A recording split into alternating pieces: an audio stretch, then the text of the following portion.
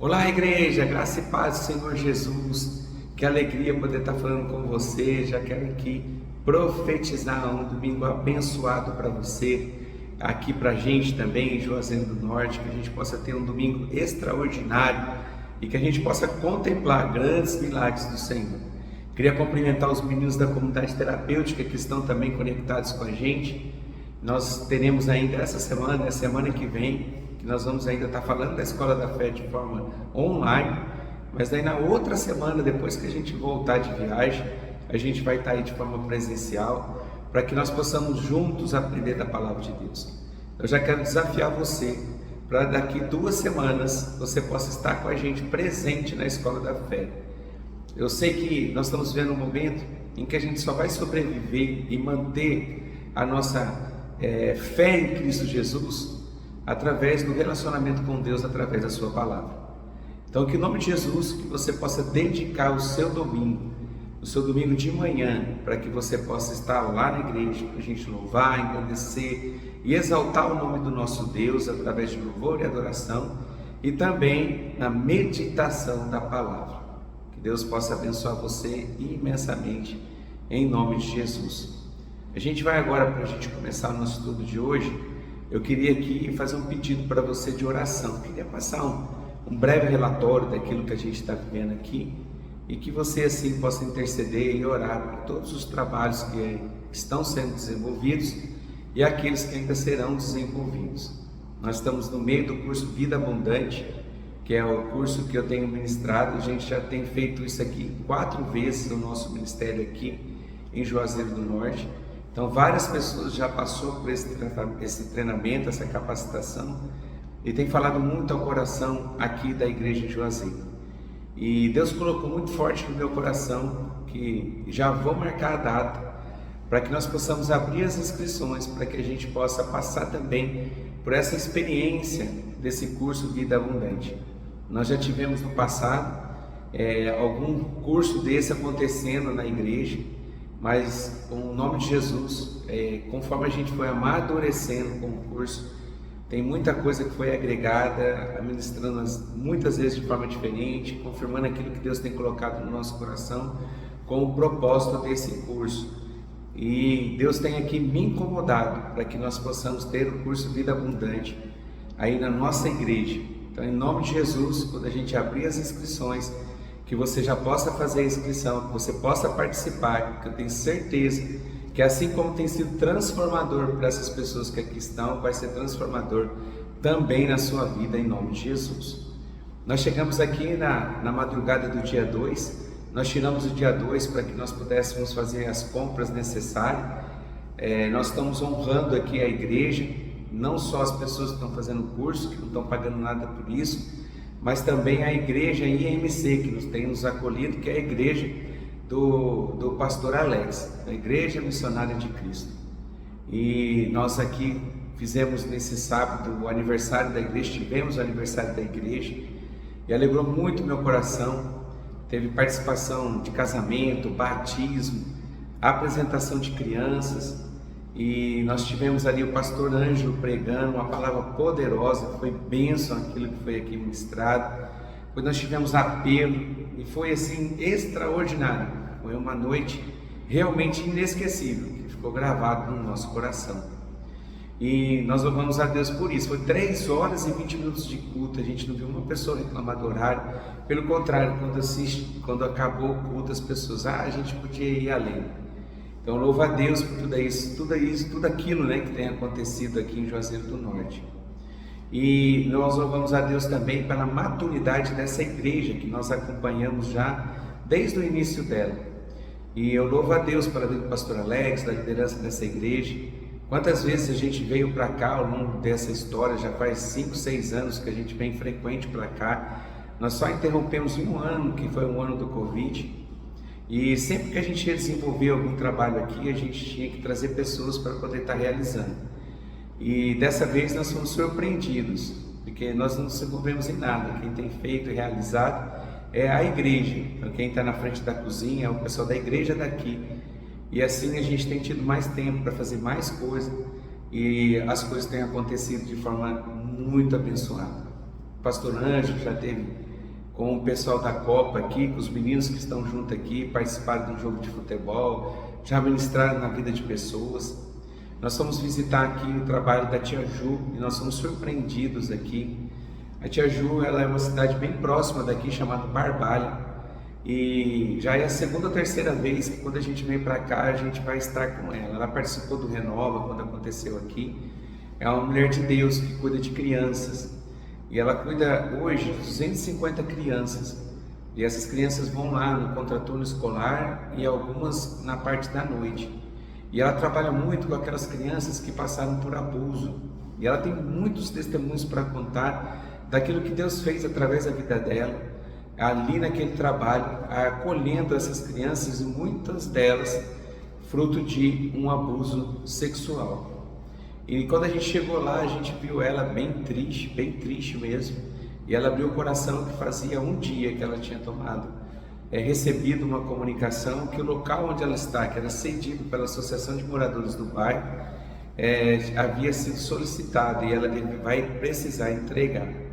Então a gente foi um dia muito abençoado, né? Deus usou muito a vida do Dunga, onde ele divertiu as crianças, a gente esteve envolvido, compramos doces, fizemos todo aquele dia ser um dia especial, um dia feliz.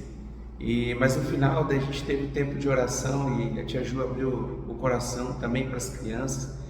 E foi algo assim, uma experiência que eu nunca tinha vivido e que eu espero nunca viver.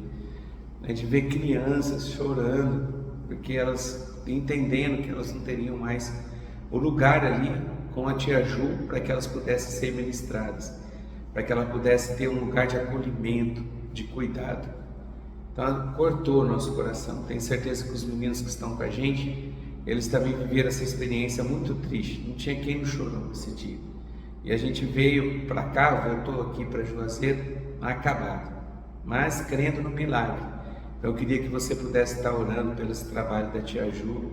Quem é o pastor dela, o pastor Wesley, um grande homem de Deus, um grande amigo, que também não sabe qual caminho a ser seguido, mas crendo e estando na total dependência de Deus. E outra notícia, que nos pegou de surpresa, que nós temos 2 pessoas aqui e uma já comprovado que pegou Covid. Provavelmente já veio com Covid aí de Cianorte, que é minha mãe. Então eu queria que você estivesse orando pela minha mãe, que elas estão num chalé, ela e a Sueli, e para que ela possa passar por esse tempo de enfermidade do Covid. Ela está com bastante dor no ouvido, ela está com bastante dor no corpo, e sem um paladar, mas graças a Deus o quadro dela tem sido melhorado de ontem para hoje. E queria também pedir pela Sueli, que ela não tinha sintoma nenhum, mas ela está inserida no mesmo quarto que a minha mãe. Ela acabou também apresentando sintoma e provavelmente ela está com Covid também. E os meninos que estão junto aqui com a gente, já teve 3 ou 4, que já também estão apresentando sintoma gripal e que não fizeram exame ainda porque não estão no 3º dia, mas que provavelmente também podem estar com Covid. Então eu queria que você estivesse orando por essas pessoas, para que logo eles possam ser restabelecidos, para que a gente possa aproveitar esse tempo aqui com qualidade e que nada de mal aconteça com cada um deles, logo eles possam estar restabelecidos aqui, em nome do Senhor Jesus. Eu estou com a voz assim, estou um pouco cansado também, com o semblante um pouco cansado, porque nós estamos ministrando o curso Vida Abundante, e esse curso ele é bem exaustivo, e aqui o calor é um calor muito forte, um calor muito forte. Então nós estamos debaixo de um ginásio, então tem a cobertura de metal, então acaba ficando mais turfa ali, acaba ficando mais quente ainda. E ministrando, falando só no dia de sábado, já foram 8 horas ministrando. Nesse domingo tem mais 8 horas que estaremos ministrando, e assim a gente vai encerrar o curso. Mas foi bênção, foi maravilhoso. E tem sexta-feira, que ainda nós tivemos 3, 4 horas também ministrando. Então, somando todas as horas do curso, vai dar quase 20 horas ministrando no final de semana. Mas Deus tem me dado saúde para que a gente possa vencer esse desafio. E mais importante de tudo, pessoas transformadas. Pessoas realmente vivendo o sobrenatural de Deus. Então, eu queria que a gente tivesse esse tempo de oração, que você já preparasse seu coração para receber da palavra de Deus e colocasse esses motivos que aqui a gente pôs. e a gente tem um desafio de uma semana ainda pela frente, tem esse domingo, e que nós possamos viver grandes coisas aqui ainda e cooperar com essa igreja que nos acolhe aqui, levando o Evangelho da verdade para as pessoas com quem a gente tem se encontrado aqui neste lugar. Tenho certeza que os meninos têm tido experiências grandiosas e já têm vários testemunhos para contar daquilo que Deus já tem feito. Então feche seus olhos agora, em nome de Jesus, e que você possa colocar o seu coração na presença de Deus, preparando o seu coração para que seja um coração fértil para receber a palavra. Pai, eu agradeço a Ti por tudo que o Senhor tem feito por nós. E obrigado, ó Pai, por logo de manhã a gente poder ter contato com a Tua palavra. Pai, em nome de Jesus, que essa palavra que vai ser ministrada, que possa falar ao nosso coração e trazer um ensinamento novo para nós. E que possa gerar no nosso coração uma reflexão. E que a partir dessa palavra a gente possa tomar uma decisão de mudança. De a gente realmente se comprometer com o Senhor. Pai, obrigado por tudo. Obrigado pelo Teu cuidado. Cuida, Senhor, de cada um de nós que estamos aqui nessa missão em Juazeiro do Norte. Apesar dos muitos desafios que nós estamos vivendo, nós sabemos, ó Pai, que nada saiu do controle das Tuas mãos. E obrigado por isso, ó Pai, pelo Teu cuidado. E eu já agora, com muita fé, crendo no Senhor, eu peço que o Senhor possa estar curando a vida daqueles que aqui estão enfermos. E que durante esse dia de domingo, todos possam estar restabelecidos, Pai. Eu te peço em nome do Senhor Jesus. Amém? Nós estamos aqui firmes e fortes na leitura da Palavra de Deus. E nós estamos estudando, que é o livro de João, capítulo 19. Na semana passada a gente falou um pouquinho sobre a autoridade, que foi exatamente isso que Jesus acabou falando no capítulo 10, no verso 11.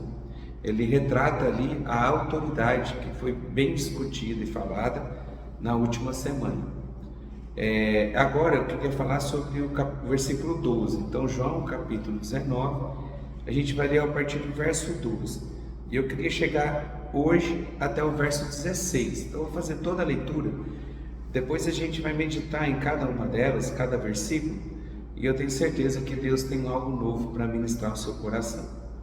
Então, o texto diz assim, João capítulo 19, e a gente vai ler o verso 12, que diz assim: Desde então, Pilatos procurava soltá-lo. Então, a intenção do coração de Pilatos não era condenar Jesus, mas era soltar Jesus.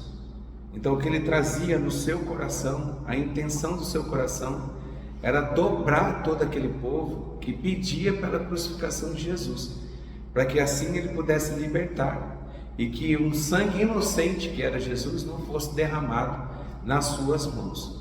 A gente vê, nós não vamos ver aqui, sendo relatado em João, mas nos outros evangelhos a gente vê que ele pede uma bacia de água, ele lava as mãos, como se ele estivesse dizendo assim: o derramar do sangue desse inocente, e eu não tenho nada a ver com isso, foi vocês que o crucificaram. Então a intenção dele era realmente soltar Jesus. Ele queria convencer as pessoas para que não cometesse tal delito, condenando Jesus por algo que na verdade ele era inocente. Então a Bíblia diz, continuando a leitura, que ele falava assim: mas os judeus, apesar de Pilatos querer soltar, os judeus gritavam e dizendo: se soltas este, não és amigo do César. O César era o imperador. Qualquer que se faz rei é contra o César. E ouvindo, pois, Pilatos esse dito, levou Jesus para fora e assentou-se no tribunal, no lugar chamado Litotrófitos, que em hebraico o nome é Gabata.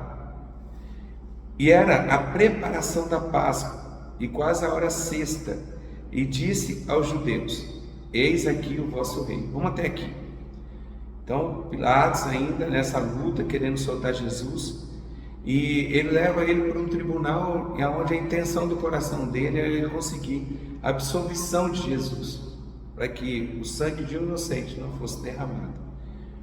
A palavra de Deus diz aqui, quando a gente entra no versículo 14, ele faz como se fosse um parêntese, como se fosse para lembrar a gente, quando a gente está fazendo a leitura, do que simbolizava aquela data. porque tinha algo muito especial, porque foi exatamente no dia de Páscoa que Jesus foi sacrificado naquela cruz. Por que isso? Porque na verdade a Páscoa, que na verdade começa a Páscoa lá atrás no Velho Testamento, quando Moisés estava nesse processo de ser usado e ser um instrumento de Deus para poder libertar o povo da escravidão do Egito, onde veio as 10 pragas. Eu tenho certeza que você já ouviu e conhece um pouquinho dessa história. E a última praga era o derramar de sangue dos filhos primogênitos dos egípcios. Mas para que esse derramar de sangue não acontecesse na família também do povo de Israel que estava cativo no Egito, era necessário que eles pudessem matar um cordeiro, e eles tinham que pegar o sangue daquele cordeiro e tinham que passar esse, como se fosse pintar a entrada da porta de cada casa, aonde aquele sangue, a marca daquele sangue na porta, significava que naquela casa o anjo da morte não iria passar, trazendo livramento para todas as famílias de Israel.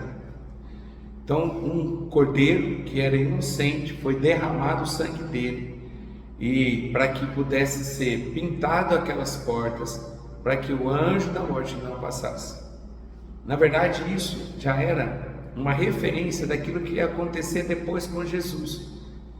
E Jesus, tudo isso aconteceu que nós estamos lendo no dia de Páscoa, porque o cordeiro da Páscoa, para aquele momento, naquele dia que estava acontecendo tudo isso com Jesus, era o próprio Jesus, para que o derramar do sangue dele pudesse nos libertar de todo pecado, de todo mal. Então, quando a gente faz referência à Páscoa, ela começa no Velho Testamento e ela é chancelada a festa da Páscoa por Deus, onde Deus disse que todos os anos o povo judeu deveria comemorar o dia do livramento do Senhor, aonde um inocente, que era um cordeiro, havia morrido, para que ninguém daquela casa morresse.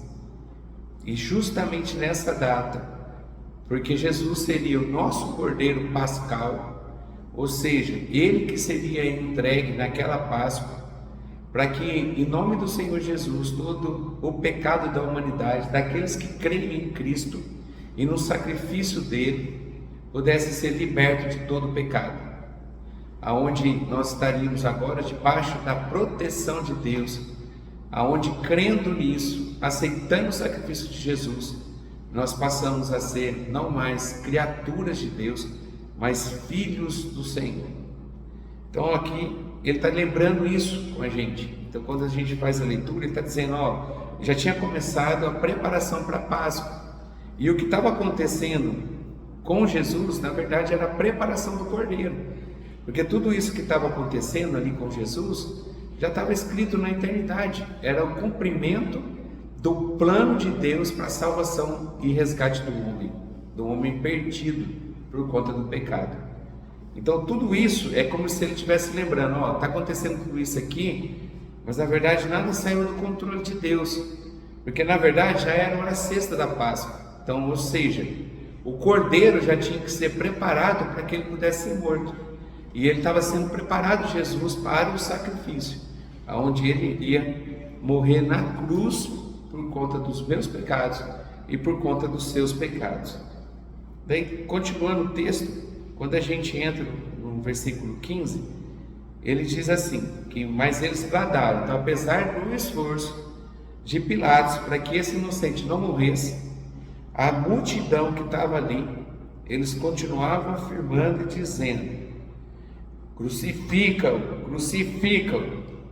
E diante dessa indagação, dessa exclamação, dessa gritaria que o povo estava fazendo, impedindo o sacrifício de Jesus, para que ele pudesse ser crucificado, Pilatos diz, eu hei de crucificar o vosso rei? E responderam os principais dos sacerdotes, não temos rei senão o César. Quando eu fiz essa leitura aqui desse versículo, falou muito ao meu coração, e eu queria que você pensasse, meditasse um pouquinho sobre isso. Então olha só, não era um povo leigo, um povo sem informação, um povo sem conhecimento, que estava pedindo para que Jesus fosse sacrificado. Porque ele fosse uma pessoa que não conhece nada, que não tem relacionamento nenhum com Deus, talvez nem fazia parte do povo de Deus, mas pedindo o sacrifício de Jesus. Por mais que isso seria um absurdo, mas a gente até ia entender, porque não tem nenhum relacionamento, não tem nenhum conhecimento, não teve nenhuma experiência com Deus, então não tinha nem ideia dos planos de Deus para a salvação, e não tinha sensibilidade em Deus, por não conhecer a Deus, para entender quem era aquele que estava de frente deles. Mas quando a Bíblia aqui, escrita por João, esse texto, ele vai relatar daqueles que gritavam para que Jesus fosse sacrificado, aqui ele faz referência que quem gritava eram os principais dos sacerdotes. Então eram as pessoas que tinham sido levantadas por Deus para poder cuidar do templo. Então eram pessoas que tinham intimidade com a palavra de Deus. Mas aqui mostra, através desse versículo, que apesar deles terem intimidade com a palavra, por conhecer a palavra, já que eram sacerdotes, e os principais, não eram só sacerdotes, eram os principais sacerdotes. A Bíblia faz questão de fazer essa referência, como se tivesse um negrito ali. Não é só os sacerdotes, eram os principais sacerdotes. E eles, apesar de conhecer a palavra e que receberam essa incumbência da parte de Deus, eles não tiveram sensibilidade para entender quem era aquele que estava de frente dele. Então, no lugar deles pedir para que Jesus pudesse ser poupado, eles pediram para que ele pudesse ser sacrificado. Então a gente vê aqui que são pessoas que Deus colocou para ocupar uma função, mas que apesar de ter recebido no momento essa incumbência de cuidar do templo e foram escolhidos por Deus para exercer o sacerdócio, eram pessoas sem total intimidade com Deus, o dono, e que entregou esse sacerdócio na mão deles. Eu queria que você refletisse um pouquinho sobre a sua vida com relação a isso. Então você talvez é líder da igreja, ou talvez você já teve uma experiência com Deus, e nós não estamos vivendo há 2000 anos no momento em que nós estamos lá gritando para que Jesus pudesse ser sacrificado. Mas muitas vezes as nossas atitudes hoje, a gente está fazendo com que Jesus volte para a cruz. Porque no lugar da gente buscar em Deus a libertação e receber com gratidão aquilo que Deus fez na nossa vida, a gente ignora esse sacrifício. E o sacrifício de Jesus por nós, ele precisa, de alguma forma, ele ter morrido, e você reconhecer a morte de Jesus, honrando ele por essa entrega que ele teve. Então, em nome de Jesus, que você possa pensar sobre isso. E eu queria que você refletisse: será que realmente as suas atitudes revelam o Cristo que você diz que você serve? Será que verdadeiramente você aceitou Jesus como Senhor e Salvador da sua vida e você crê nisso? Será que as suas atitudes de hoje, você não tem levado Jesus para a cruz de novo? Será que você tem feito, transformado para a tua vida o sacrifício de Jesus em uma coisa vã? Uma coisa que não aconteceu, que não fez diferença na sua vida? Então, a gente precisa se perguntar. Uma vez eu conversando com uma pessoa, ele disse que o que muda a vida de uma pessoa não é as respostas, mas as perguntas. E eu queria perguntar isso para você, para levar você a refletir sobre essa pergunta olhando para a tua vida. Será que você não tem sido um desses principais sacerdotes, aonde que a sua vida de pecado está dizendo: crucificam. Às vezes a gente lê isso aqui, quando você pega nos outros evangelhos também, a gente fica abismado, revoltado. Ainda quando eu estava fazendo a leitura para preparar esse momento aqui, e uma coisa que, assim, como se pulasse as letras diante de mim, é a referência que esse texto diz de quem estava bradando e quem estava gritando para que Jesus fosse sacrificado, um sacerdote. Hoje eu ocupo o ministério sacerdotal, Então eu estou aqui cuidando de uma igreja, cuidando de vidas. Então eu sou um pastor onde um dia eu decidi entregar minha vida para o Senhor Jesus, e Deus, agindo com infinita misericórdia, mesmo diante do meu pecado, Ele me concedeu a bênção de poder ser um pastor, de cuidar daquilo que é mais importante para Deus, que é a sua vida. E eu fico refletindo, será que eu, como sacerdócio, exercendo o sacerdócio como sacerdote, será que eu não tenho nas minhas atitudes feito isso? Talvez não expressado em palavras, crucificam, mas a minha vida, ela revela um pedido de sacrifício de Jesus. Então eu queria que você pensasse sobre isso, e isso me incomodou muito na preparação e na leitura aqui da palavra.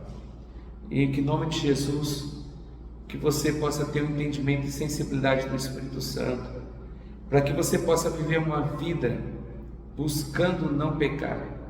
Eu sei, a gente já conversou sobre isso ali na igreja, a gente já teve ministrações falando sobre a graça, e nessa ministração da graça a gente aprendeu isso, que uma das coisas que está embutida na graça é a possibilidade que a gente tem de ter o Espírito Santo em nós. E quando a gente tem o Espírito Santo em nós temos sensibilidade para ouvir a voz dele, e a gente tem todo o poder que está na pessoa do Espírito Santo, para que a gente possa dizer, para a gente poder ter propriedade, para não viver uma vida de pecado, mas sim viver uma vida de santidade. Mas talvez, apesar de você saber tudo isso, talvez a falta de fé, a falta de esperança, a falta de entrega sua, tem feito Jesus ir para a cruz de novo por conta dos seus pecados. Talvez, olhando para os dias de hoje, você pode ser uma daquelas pessoas que está dizendo: crucificam. Então, em nome de Jesus, que você possa pensar sobre isso. E o mais lindo de tudo, que mexe muito no meu coração, é a possibilidade que Deus nos dá, através da sua misericórdia, de a gente poder consertar aquilo que a gente fez de errado. Hoje, quando eu estava ministrando o curso, a gente estava falando sobre um assunto, e um dos assuntos que a gente estava falando, eu falei sobre uma regra que foi transformador na minha vida, que é a regra 10-90. O que ela significa, a regra 10-90? 10% daquilo que te acontece, 90% daquilo que você faz daquilo que te aconteceu. Então 10% é o acontecimento, 90% é a minha resposta ao acontecimento.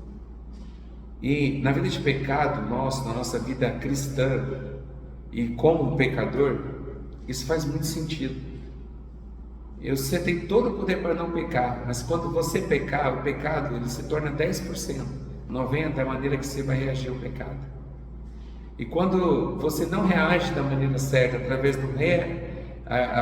através do você se arrepender, do arrependimento, você na verdade, você está negando o sacrifício de Jesus na cruz por mim.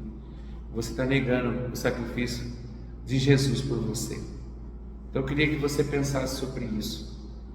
Quando você tem uma atitude de pecado, que você possa entender qual é o caminho, e que você possa voltar a se relacionar com Deus, para que você possa fazer valer a pena o sacrifício de Jesus na cruz por você. E para isso você precisa ter sensibilidade para ouvir a voz do Senhor. Amém? Então vamos continuar aqui. Então os principais sacerdotes, no lugar deles dizerem: não mexe com ele, que ele é o Filho de Deus, eles eram aquelas pessoas que estavam dizendo: crucificam.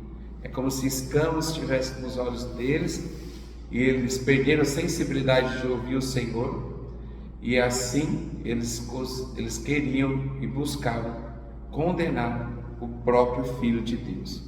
Daí a gente continua a leitura, no mesmo versículo, no versículo 15, tem mais uma observaçãozinha aqui que mexeu muito comigo quando eu estava fazendo a leitura do texto. Daí ele continua e diz assim, eu vou ler do início do versículo 15 e vou parar onde eu gostaria de comentar. Mas ele diz assim: mas eles bradavam: tira, crucificam. E disse-lhe Pilatos: hei de crucificar o vosso rei.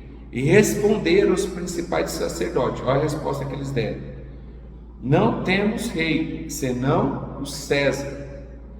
E eu queria fazer você lembrar quem era o César. César, ele era o imperador do Império Romano.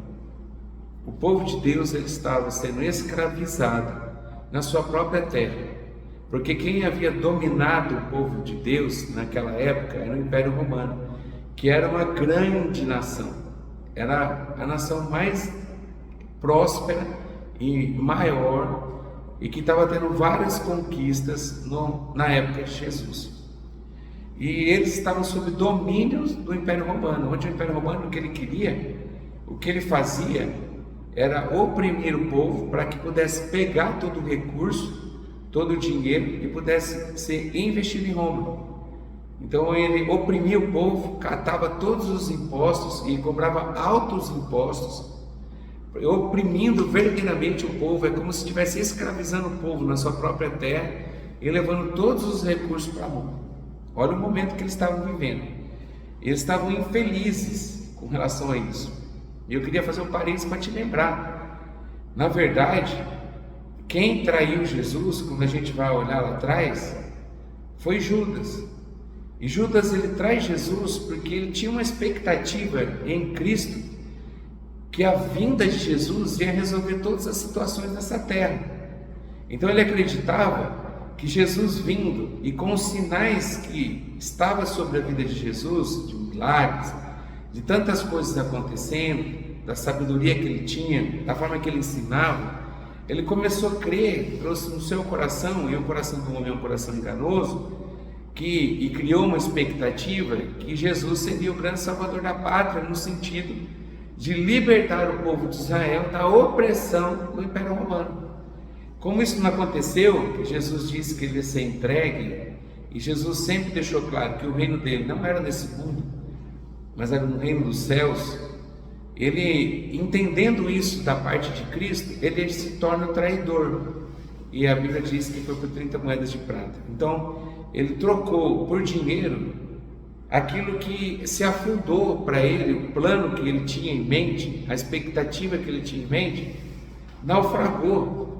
Então, como ele viu que Jesus não seria aquele que ia libertar o povo da opressão do Império Romano, então ele disse: vou pegar 30 moedas de prata e vou trair Jesus, porque não faz sentido mais eu seguir ele, uma vez que a minha expectativa nele era a libertação do povo do Império Romano. E eu quero fazer um parênteses aqui. Quando a gente faz expectativas erradas em cima do Senhor ou de pessoas, a gente se frustra e muitas vezes nós viramos o traidor. Essa síndrome de Judas está em muitas pessoas mesmo, às vezes até inserido na própria igreja, que cria-se uma expectativa muito grande, que aquilo não vai acontecer, é uma expectativa humana do seu coração, e como eu disse, o coração do homem é um coração enganoso, e quando não se realiza, ela se frustra, e junto com a frustração vem a traição. Então cuidado, em nome de Jesus, que você possa ter sensibilidade para ouvir a voz de Deus. Tira toda a cera do ouvido. Eu brinquei hoje aqui com umas pessoas que estavam aqui, na hora que eu fui ministrar, eu disse: limpa o seu ouvido para ouvir a voz de Deus, tira toda a cera.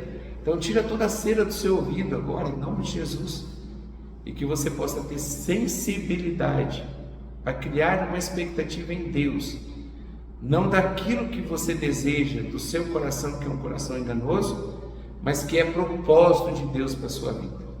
Amém? Então eu entrei nesse assunto de Judas aqui só para a gente chegar e entender quem era César. Então César era um imperador do Império Romano, aonde ele oprimia o povo de Deus para pegar todos os seus impostos para que ele pudesse levar para Roma.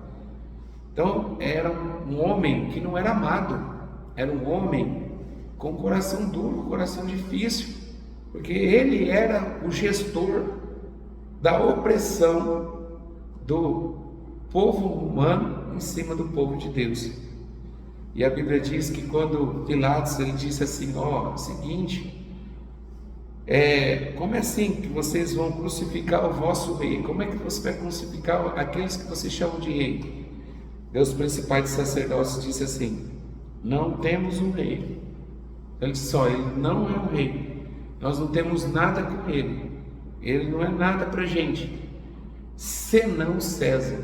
Gente, quando eu li isso aqui, que às vezes a gente está fazendo a leitura da palavra, a gente passa pelos versículos e Deus revela às vezes um outro texto, é como se pulasse as letras para fora, e Deus mostrando para a gente algo, trazendo um ensinamento para a gente. E aqui não foi diferente. Eu já li isso aqui várias vezes, esse texto de João, mas não foi nenhuma, nem duas, nem três, nem quatro, foram várias vezes que eu já passei meus olhos por aqui lendo, meditando sobre esse texto. E de repente, quando eu chego nessa frase, eu nunca tinha prestado atenção, mas pensa numa dor que trouxe no meu coração. Por que deu dor? Porque a resposta deles: não temos um rei. Então a gente nega Jesus.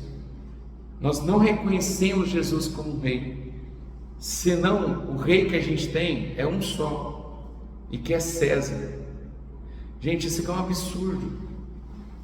O momento de engano que o povo estava vivendo era tão grande, mas tão grande, que eles passaram, os principais dos sacerdotes, nesse cenário, nessa cena aqui da crucificação de Jesus, eles aceitam o reinado de César, um povo oprimido na sua própria terra por um outro povo que tem um rei.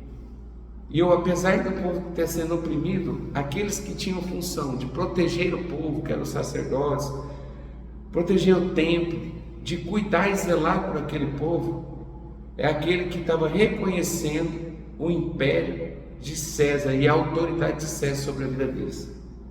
Gente, dá para entender a complexidade de tudo isso? E a pessoa, a legalidade com uma frase dessa, numa expressão verbal dessa, abre um mundo espiritual, onde eles negam o reinado de Cristo e assumem o reinado de César. Eles poderiam ter ficado quietos, né? Mas eles falaram. E quando eles fazem isso, eles assumem que quem é o imperador deles, quem está com autoridade sobre a vida deles é César. A gente lê aqui, claro que isso aqui mexe com o nosso coração. E a vontade que dá na gente é ir olhando para 2000 anos atrás, é a gente pegar esses sacerdotes, balançar eles e falar assim: o que você tem na cabeça, né? A vontade que dá na gente é isso. Mas a gente esquece que, na verdade, muitas vezes a gente está fazendo isso nos dias atuais. E é sobre isso que eu queria falar agora.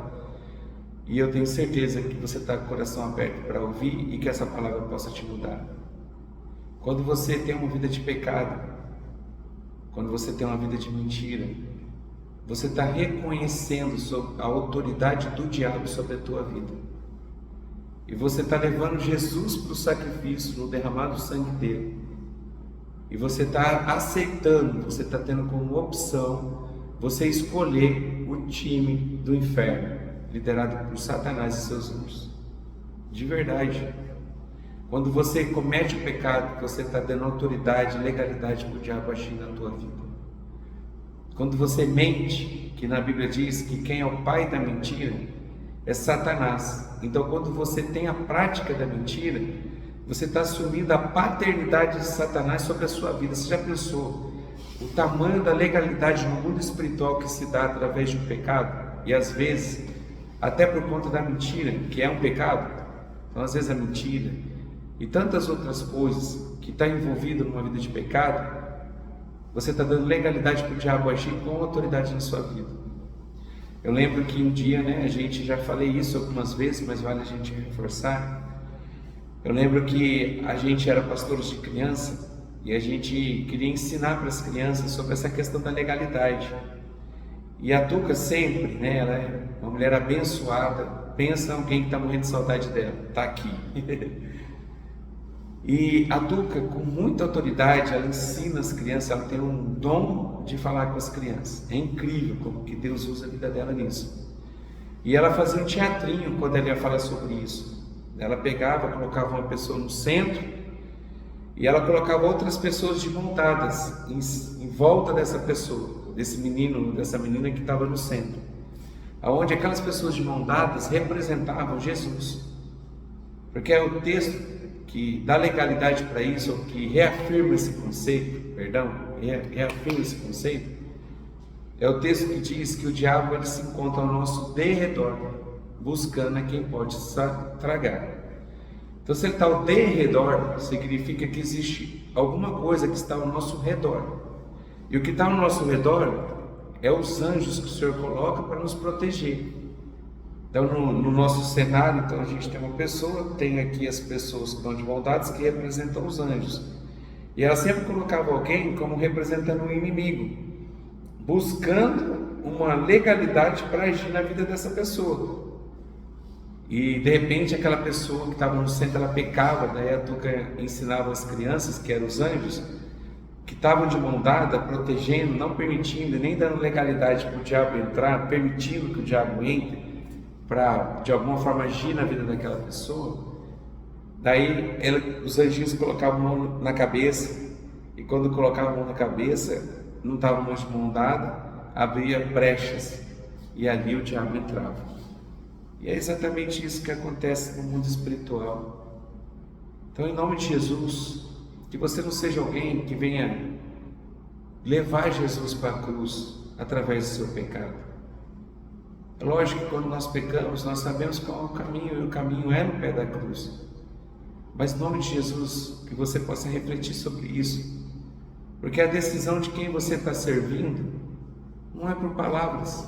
Não adianta nada você dizer, eu sou um cristão, e quando na verdade a sua prática de vida está te levando a você reconhecer uma autoridade espiritual do mal sobre a tua vida, aonde você acaba reconhecendo não mais o Senhor como sendo o seu Senhor, Jesus como sendo o seu Senhor, mas você tem colocado o diabo como sendo o seu Senhor, porque você está dando legalidade para isso. Eu queria que você pudesse nessa manhã refletir sobre isso. Em nome de Jesus. A gente não pode julgar as pessoas que estavam vivendo esse momento, porque a gente não sabe a realidade delas. A gente sabe aquilo que está escrito na palavra, mas com a mesma intensidade do momento, a gente nem podia estar lá. A gente sabe que é um absurdo. Como que uma pessoa, que é os principais dos sacerdotes, várias pessoas, no lugar de libertar Jesus e lutar para Jesus, porque eles eram uma autoridade espiritual sobre o povo, eram aqueles que estavam à frente dizendo, crucifico. Então é um absurdo. Mas também quando a gente olha para a nossa vida, e as nossas atitudes têm mostrado que a gente tem feito isso. Talvez você está dizendo, crucifico para Jesus, aonde você não está reconhecendo o senhorio de Cristo, está reconhecendo o senhorio de Satanás sobre a sua vida. Através do quê? Através do pecado. Quem que você tem servido? Se você tem servido o Senhor, você está buscando ter uma vida de santidade, aonde quem comanda a sua vida não é mais você, é o Senhor. O apóstolo Paulo disse assim, não sou mais eu quem vivo, mas é Cristo que vive em mim. Então ele está dizendo, eu abri mão da minha vida para permitir que a minha vida possa ser direcionada por Jesus. Então quem era a autoridade maior sobre a vida do apóstolo Paulo? Jesus, o Deus Todo-Poderoso, na pessoa de Deus Pai, Deus Filho e Deus Espírito Santo. Agora, as suas atitudes têm revelado isso? Você realmente tem vivido uma vida de santidade, lutado contra o pecado, onde você tem reconhecido o sacrifício de Jesus por você, numa demonstração de amor intensa, que não tem explicação, onde aquilo que era mais importante para Deus, Ele permitiu que fosse crucificado, e Ele não foi preso, agarrado, Ele se entregou, diz a palavra, Jesus se entregou. Ele tinha condição de poder reverter tudo isso. Quando eles estavam lá no Getsêmani, e quando chegou os soldados para poder levar Jesus, o que o Pedro fez? Cortou a orelha do soldado. E quando ele corta a orelha do soldado, Jesus repreende ele. Então Jesus diz, não é você que vai me salvar. E se fosse a intenção do coração do meu Pai de me resgatar, de me salvar, Ele ia mandar um anjo para fazer um estrago aqui. Mas isso é um propósito da salvação. Então, em nome de Jesus, que você possa reconhecer aquilo que Jesus fez por você se entregando na cruz. Porque através das suas atitudes você revela quem é o seu Senhor. Se é Deus, Deus Pai Todo-Poderoso, Deus Filho e Deus Espírito Santo, ou se é Satanás e seus demônios. Aquilo que você fala com palavras e não retratando num exemplo de vida, num testemunho vivo, não tem valor. Aqui, pessoas, principais sacerdotes, mas com nenhum relacionamento com Deus. No lugar de assumir o senhorio de Jesus como sendo o rei dos judeus, ele resolveram assumir o reinado daquele que estava oprimindo o povo de Deus, assumindo o reinado de César. E no último versículo, no verso 16, ele diz: e então entregou-lhe para que fosse crucificado, e tomaram a Jesus e o lavaram. Então, apesar de todo o argumento e tudo aquilo que Pilatos disse para que ele não pudesse ser sacrificado, a vontade do povo nesse dia foi soberana e eles crucificaram Jesus. Então, em nome de Jesus, que você possa não mais crucificar Jesus porque ele vive, e que você possa reconhecer sim o sacrifício dele na cruz e o derramar do sangue dele sobre a tua vida e sobre o teu pecado, mas que através dessa libertação que você teve, reconhecendo Jesus como Senhor e Salvador, que você possa, através das suas atitudes, sendo agora um verdadeiro cristão, através das suas atitudes revelar quem você serve, quem é o seu Senhor. Em Lucas, eu acho que é 16:46, Jesus diz assim, ó: por que me chamais Senhor, Senhor, e não fazeis o que eu mando? Porque quando você fala Senhor, Senhor, é porque você está sendo colocado na condição de servo, porque você é servo de um Senhor. Aí Jesus diz: que adianta você estar proclamando com a tua boca que você é o meu servo, mas que as suas atitudes não revelam esse senhorio? Então você diz que eu sou seu Senhor, mas você não faz aquilo que eu mando.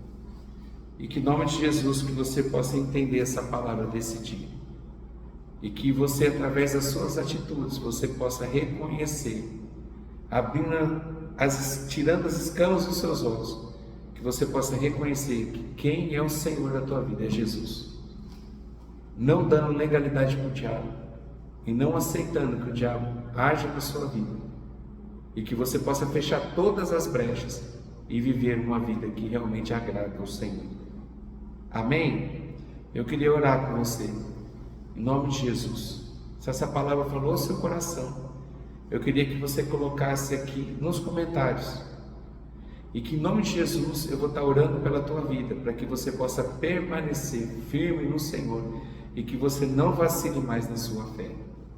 Se essa palavra mexeu com você, e que você talvez tenha tido como Senhor da sua vida, através das suas atitudes, Satanás e seus demônios, mas hoje você quer reconhecer verdadeiramente Jesus como Senhor da sua vida, eu queria que você, fechando os seus olhos, que você orasse comigo, em nome de Jesus. Ora comigo, feche seus olhos, deixa Deus falar seu coração, deixa Deus ministrar seu coração.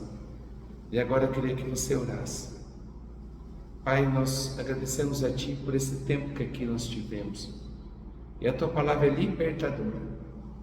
Muitas vezes nós, escravos do pecado, mas através do sacrifício de Jesus, que aqui a gente tem aprendido, nós podemos ter a salvação, através do derramado sangue dele, um sangue puro, libertador, um sangue poderoso, que foi derramado sobre as nossas vidas, nos possibilita ter uma vida diferente, uma vida autêntica de um cristão que realmente professa o Senhor Jesus como Senhor e Salvador.